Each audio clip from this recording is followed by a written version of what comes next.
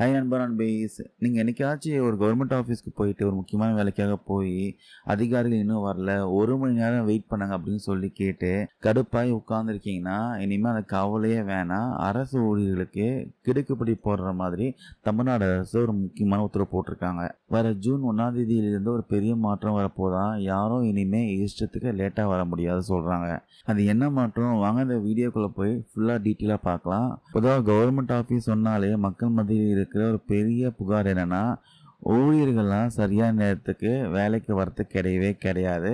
சீட்டில் ஆளே இருக்க மாட்டாங்க அப்படின்றது தான் பார்த்தீங்கன்னா நிறைய புகார்கள் வந்துட்டு இருக்கு. இதனால சாமானிய மக்கள்லாம் பல மணி நேரம் ஆஃபீஸ் வாசலே காத்திருக்க வேண்டிய சூழ்நிலை தான் இருந்துச்சு. இதை மாற்றணும், நிர்வாகத்தை இன்னும் வேகப்படுத்தணும்னு பல வருஷமாக மக்கள் பார்த்தீங்கன்னா கோரிக்கை வச்சுட்டு தான் இருக்காங்க. இந்த நிலையில் தான் பார்த்தீங்கன்னா தமிழ்நாடு அரசின் மனிதவளத்துறை செயலாளர் இப்போ எல்லா அரசு உயர் அதிகாரிகளுக்கும் ஒரு முக்கியமான உத்தரவு போட்டிருக்காரு.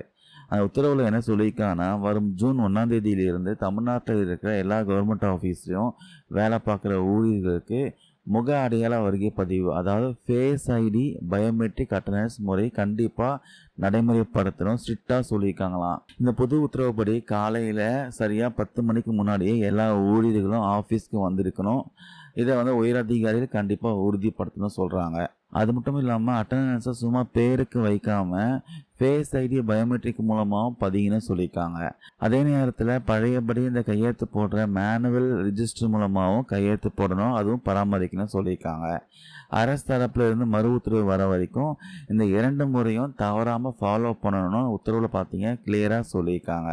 இதனால் என்ன பெனிஃபிட் கேட்குறீங்கன்னா, இப்போ இந்த பயோமெட்ரிக் சிஸ்டம்லாம் வந்துருச்சுன்னா உயர் அதிகாரிகளாக அவங்களுடைய கேபினில் உட்காந்துட்டு சிஸ்டம் ஓப்பன் பண்ணாலே போதும். தங்களுக்கு கீழே வேலை பார்க்குற ஊழியர்கள்லாம் எத்தனை பேர் இன்றைக்கி ஆஃபீஸ் வந்திருக்காங்க, எத்தனை மணிக்கு பஞ்சிங் வச்சுருக்காங்க, யாரெல்லாம் லேட்டாக வந்திருக்காங்க, இது மாதிரி முழு டேட்டாவையும் கம்ப்யூட்டரில் ஈஸியாக தெரிஞ்சுக்கலாம்.